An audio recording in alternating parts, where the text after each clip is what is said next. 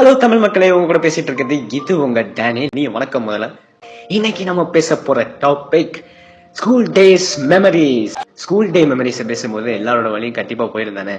So school இது ஒரு வேர்டே இல்லைங்க, மேஜிக்கல் வேர்ட்.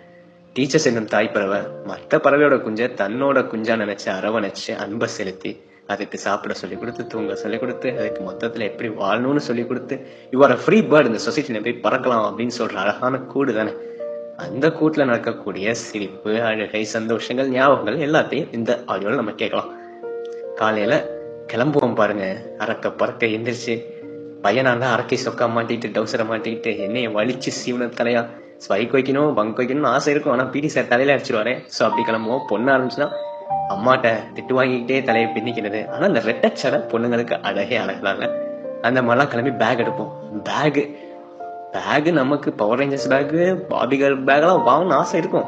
ஆனா கிளாஸ்ல ஒருத்தன் தான் அப்படி வச்சிருப்போம். மற்ற எல்லாருக்கும் அந்த கிளிப் வச்ச பேக் தான் வாங்கி கொடுப்பான். என்ன பண்றது, அதுக்குள்ள வைப்போம் ஸ்லேட்டு, கருப்பு கலர் ஸ்லேட்டு, அது எழுதுறதுக்கு ஸ்லேட்டு குச்சி.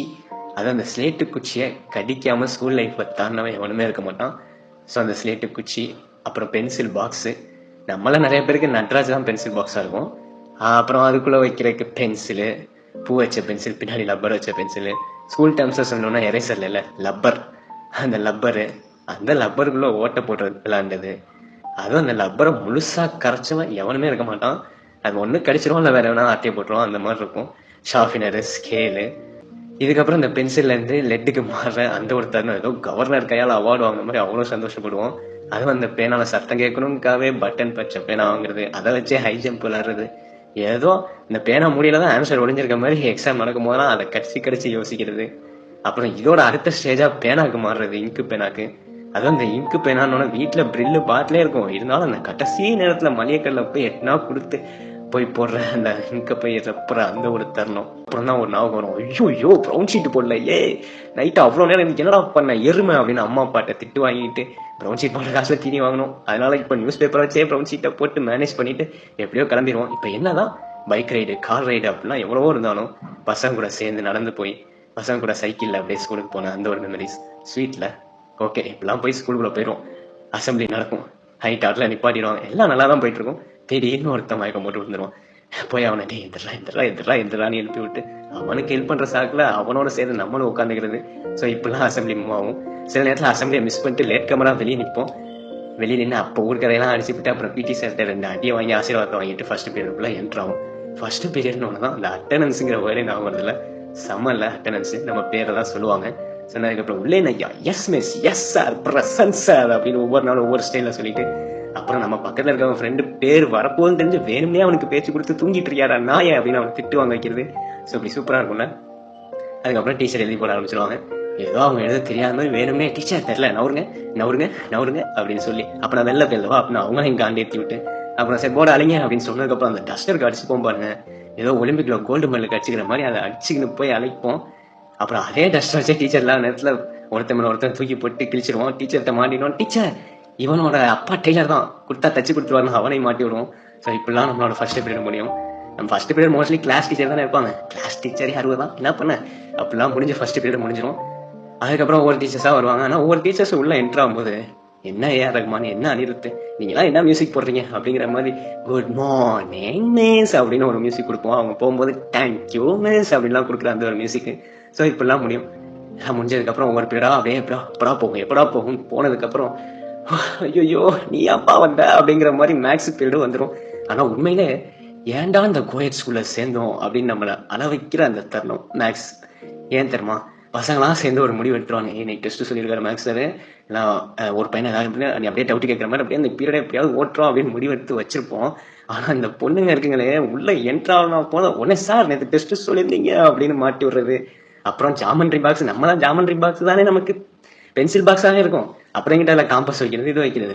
ஸோ அதுக்கும் சேர்த்து டெஸ்ட்லையும் முட்டை வாங்கினதுக்கு எல்லாத்துக்கும் சேர்த்து ஊமத்துல பேர் வச்சதுக்கு ஊம குத்தாங்கிற மாதிரி ஊம குத்தாவர்கிட்ட வாங்கி முடிப்போம். முடிச்சு 5 நிமிஷம் ரெஸ்ட் கூட விட மாட்டாரு, திருப்பி ஆரம்பிச்சிருவாங்க. ஆனால் எல்லா மேக்ஸ் சாரோ டீச்சரோ எல்லா ஸ்கூல்லையும் இந்த ஒரு காமனான டைலாக் எல்லாருமே கேட்டிருக்கோம். இந்த ஃபார்முலா ரொம்ப இம்பார்ட்டன்ட், எக்ஸாமுக்கு கண்டிப்பா வரும், இதை ராத்திரி 12 மணிக்கு கேட்டாலும் சொல்லுங்க அப்படின்னு சொல்லுவாங்க. ராத்திரி 12 மணிக்கு ஆயண்டா சுடுகாட்டுக்கு போகணும் அப்படின்னு கமாண்ட் அடிச்சு மாட்டிக்கிட்டு வா வந்து இந்த ப்ராப்ளமை சால்வ் பண்ணுன்னு தெரிஞ்சு முடிச்சு ஒரு மனுஷன் எத்தனை அடியெல்லாம் தான் வாங்குறதுன்னு அப்பயும் ஒரு அடியை வாங்கி எப்பா போதுங்களா அப்படிங்கிற மாதிரி மேக்ஸ் பீரியட் முடிஞ்சு லஞ்ச் பிரேக் அடிக்கும் பாருங்க. ஒரு சேன் போல்ட்டு பிடி உஷாலாம் தோத்து போற அளவுக்கு வேகமா ஓடும். என்னதான் 5 ஸ்டார் ஹோட்டல்லாம் சாப்பிட்டாலும் இந்த ஃப்ரெண்ட்ஸோட ரவுண்டு கட்டி சாப்பிட்ற அந்த ஒரு சுகம் இருக்கு.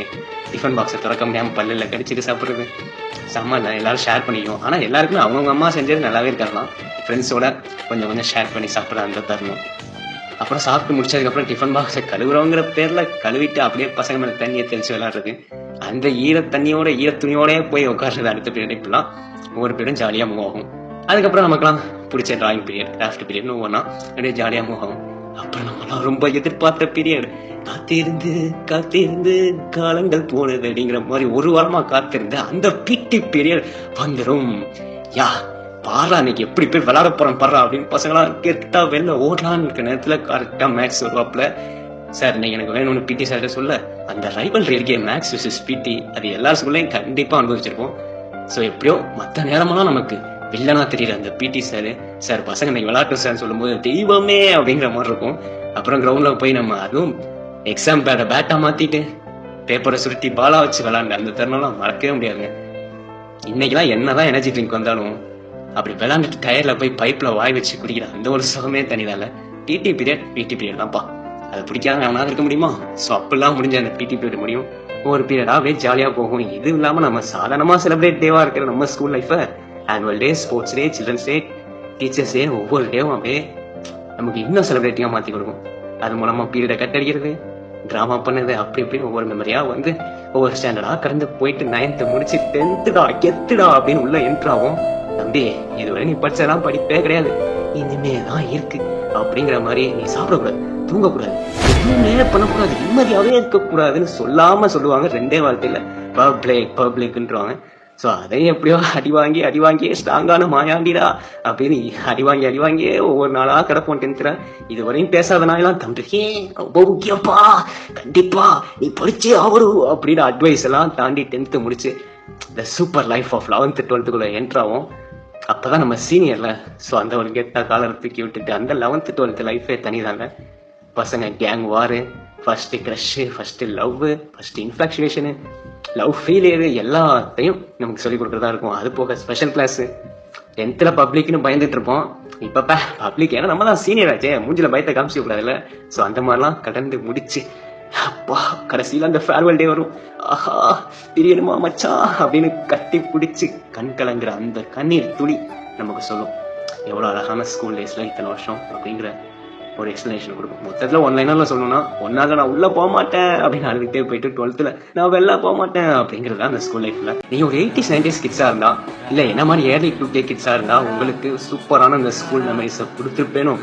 இப்பதான் நான் 2K கிட்ஸ், நான் இப்பதான் படிச்சுட்டு இருக்கேனா அப்படின்னீங்கன்னா, கண்ணுங்களா உங்களுக்குலாம் இப்போ அப்படிதான் தோணும் காலேஜ் லைஃப் போகணும், வேலைக்கு போகணும்னு. ஆனா இந்த ஸ்கூல் லைஃப் மாதிரி நீங்க எங்கேயுமே ஜாலியா இருக்க முடியாது. ஸ்கூல் ஃப்ரெண்ட்ஸுக்கு இதை ஷேர் பண்ணுங்க. இந்த குரல் உங்க இதயத்தோட தொடர்ந்து பேசிட்டே இருக்கும். இன்னைக்கு பிரிய மனசே இல்லாம பிரியுது. தேங்க்யூ, பாய்.